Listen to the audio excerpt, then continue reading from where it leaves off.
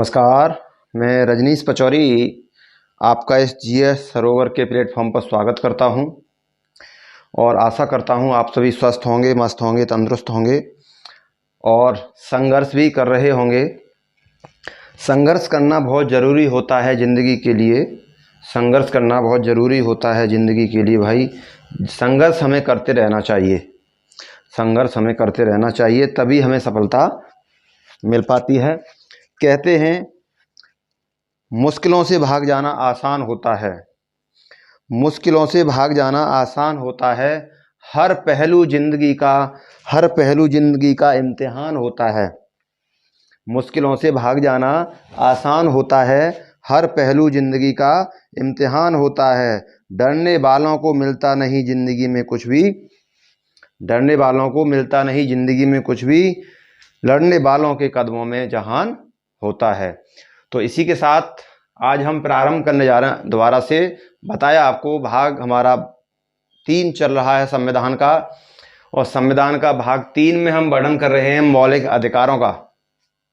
मौलिक अधिकार हमारी ज़िंदगी के लिए बहुत ही महत्वपूर्ण हैं और बहुत ही ज़रूरी है उनका जानना। उनमें से कल हमने बात की थी एक अनुच्छेद 32, जिसे डॉक्टर भीमराव अंबेडकर ने भारतीय संविधान की आत्मा और हृदय कहा था। क्यों कहा था? कि अनुच्छेद 32 जो है वो हमें 5 प्रकार की रेटें देता है।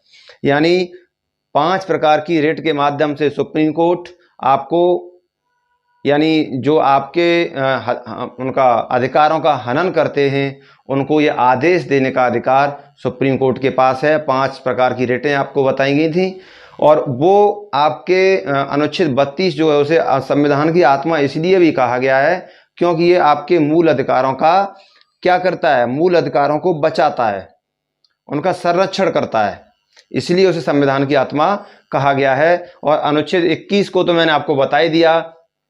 44वां संविधान संशोधन 1978 द्वारा जनता दल की सरकार में मोरारजी देसाई प्रधानमंत्री जब बने थे तो संपत्ति का अधिकार वहाँ से खत्म कर दिया गया था उसे। और आप सोच रहे होंगे अनुच्छेद 19 और 31 को मिलाकर पढ़ा जाता है संपत्ति का अधिकार को, तो ये संपत्ति का अधिकार खत्म किया गया। और अनुच्छेद 32 हमने वर्णन किया। आज हम जो वर्णन करने जा रहे हैं वो देखेंगे अनुच्छेद 33, 34 और 35। यानी कि आज हम भारत का जो संविधान है उसके जो भाग चल रहा है मौलिक अधिकार भाग 3, उसका दी एंड हम आज कर देंगे। तो देखेंगे अनुच्छेद 33 क्या कहता है। अनुच्छेद 33 कहता है कि जैसे हमारा पुलिस, सेना, अर्धसैनिक बल, अर्धसैनिक बल, इनके अधिकारों को इन्हें मौलिक अधिकार नहीं दिए गए हैं। मतलब ये अनुच्छेद 33 ये कहता है कि ये जो सेना है हमारी, यानी किसी भी प्रांत की पुलिस है, सेना है या अर्धसैनिक बल है, इनके मौलिक अधिकारों को क्या, मौलिक अधिकारों को संसद जो है हमारी सीमित कर सकती है कानून बनाकर। और किए गए हैं, किए भी गए हैं, सीमित कर दिए हैं। इसीलिए आपने देखा होगा कि किसी भी विभाग का व्यक्ति, अब जैसे आपने देखा है बैंक का, रोडवेज का या बिजली विभाग का, ये लोग हड़ताल पर बैठ जाते हैं। टीचर हैं, ये हड़ताल पर बैठ जाते हैं और अपना कहीं पर इकट्ठा होकर एक आंदोलन करते हैं, अपनी मांगों को रखते हैं। तो इस प्रकार से, लेकिन आपने कभी भी पुलिस को, अर्धसैनिक बल को, यानी जो हमारे सुरक्षा तंत्र हैं, सेना, आर्मी को, या किसी जो भी है हमारा अर्धसैनिक बल में आपका ये बीएसएफ, सीआरपीएफ, आईटीबीपी, एसएसबी, ये सब आ जाते हैं उसमें। तो ये कभी भी आपने नहीं सुना होगा कि हमारी सेना या हमारी पुलिस या हमारी थल सेना या हमारी जल सेना कहीं भी धरने पर बैठी है, आंदोलन पर बैठी है और हड़ताल कर दी है। आपने नहीं सुना होगा, क्योंकि अनुच्छेद 33 एक ऐसा अनुच्छेद संविधान में जिसका वर्णन किया गया है, और इसके द्वारा इनके अधिकारों को संसद इनके अधिकारों को सीमित कर सकती है। तो इस अनुच्छेद 33 के द्वारा ये अधिकार सीमित कर दिए गए हैं। ये अनुच्छेद हमारा 33 कहता है, यानी संसद, आप लिख सकते हैं संसद संसद इनके अधिकारों को सीमित कर सकती है और कानून बना सकती है। अनुच्छेद 34 साथ ही साथ वर्णन करता है मार्शल लॉ के बारे में, बात करता है। किसके बारे में? सेना विधि जिसे कहते हैं आप, सेना विधि, यानी सेना विधि का मतलब मार्शल लॉ। सेना विधि का मतलब मार्शल लॉ। मार्शल लॉ क्या होता है मैं आपको बता देता हूं।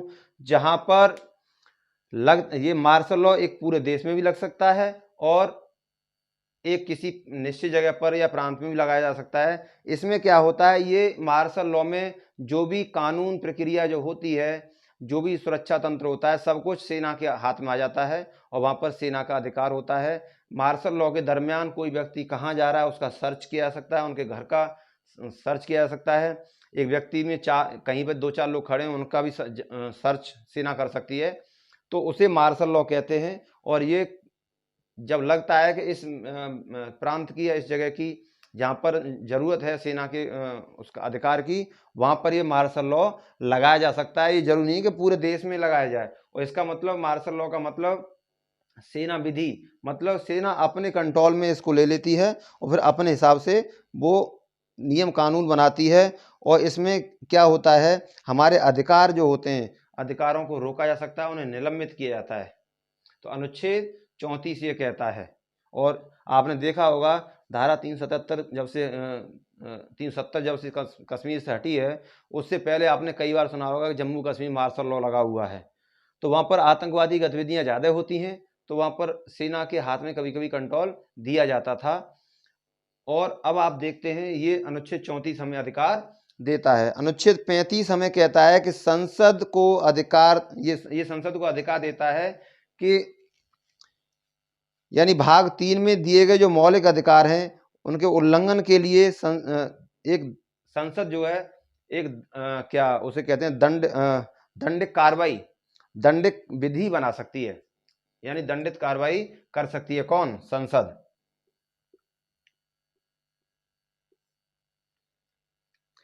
आप देखेंगे अनुच्छेद 34 क्या कहता है,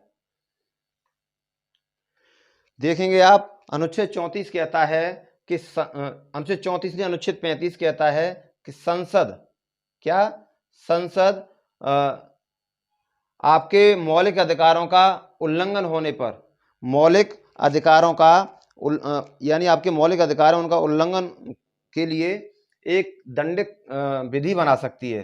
क्या बना सकती है? दंडित विधि, दंडित विधि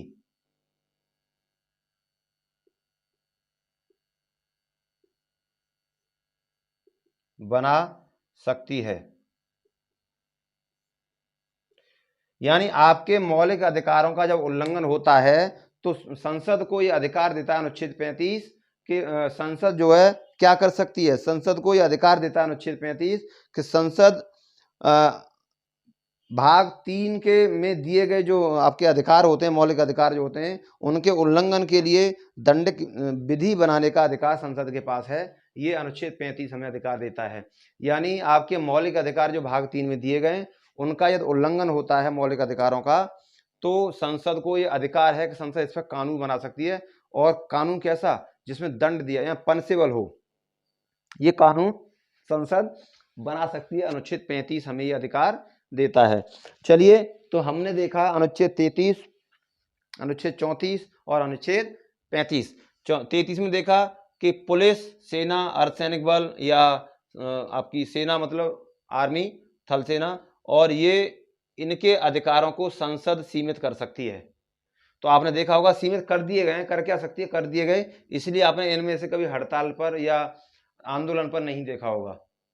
इनके अधिकारों को सीमित कर दिया गया यहाँ पर, यानी इन्हें मौलिक अधिकार प्राप्त नहीं है। इस प्रकार से सेना विधि मार्शल लॉ अनुच्छेद 34 के द्वारा लगाया जा सकता है। मार्शल लॉ मैंने आपको बता दिया। तो इस प्रकार से सेना अपने हाथ में ले लेती है, कानून अपने खुद बनाती है, सेना के हिसाब से सारी व्यवस्थाएं उस जगह की होती हैं। हमने ये देखा। अनुच्छेद 35 में संसद, यदि आपको लगता है कि भाग 3 में जो मौलिक अधिकार हैं उनका उल्लंघन किया जा रहा है, मौलिक अधिकारों का, तो संसद को यह अधिकार है कि संसद दंडित विधि बना सकती है। और उसमें दंडित विधि का मतलब यदि आपके मौलिक अधिकारों का उल्लंघन हो रहा है या आप कर रहे हैं, तो आपके प्रति दंडित कार्रवाई हो सकती है, या जो कर रहा है उसके प्रति दंडित कार्रवाई हो सकती है। ये संसद द्वारा कानून बना जाता है, ऐसा अनुच्छेद 35 कहता है। तो देखिए, हमने बात की, अब तक हम बात कर रहे थे भाग 3 संविधान का, भाग 3 जिसमें मौलिक अधिकारों का वर्णन चल रहा था, और हमने एक एक अनुच्छेद किया, और मैंने आपको बताया था कि अनुच्छेद 12 से 35 तक, अनुच्छेद 12 से 35 तक इसका मौलिक अधिकारों का वर्णन किया गया है। किसमें? भाग 3 में। तो हमने मौलिक अधिकारों को आज समाप्त किया, और उम्मीद यह है कि मौलिक अधिकारों से आपका कोई भी प्रश्न अब छूटेगा नहीं। यदि परीक्षा में आता है तो आएगा, तो आप 100% करके आएंगे, इस बात का दावा है। लेकिन रिवीजन करते रहेंगे, ऐसा नहीं कि एक बार आपने देख लिया वीडियो को बस अब आपने सोच लिया कि अब तो हम कुछ भी कर सकते हैं, मौलिक अधिकारों से कोई क्वेश्चन छूटेगा नहीं। इट इज़ नॉट पॉसिबल, ये संभव नहीं हो सकता।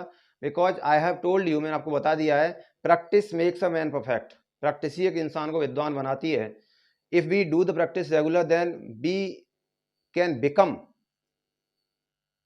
इंटेलिजेंट। हम यदि प्रैक्टिस रेगुलर करें तो हम एक विद्वान बन सकते हैं। तो प्रैक्टिस करते रहना है, don't give up the practice को छोड़ना नहीं है, छोड़िए मत। चलिए, तो आज के लिए इतना काफ़ी है, और अगला टॉपिक हमारा होगा आपका भाग 4, जिसमें हम नीति निर्देशक तत्वों की बात की गई है, उसके बारे में वर्णन करेंगे, जो अनुच्छेद 36 से और 51 तक आपको इसका वर्णन मिलता है। तो भाग 4 का वर्णन अगले चैप्टर में किया जाएगा, और अगले चैप्टर में भाग 4 के साथ हमारी आपकी मुलाकात होगी कल। तब तक के लिए विदा लेते हैं, नमस्कार।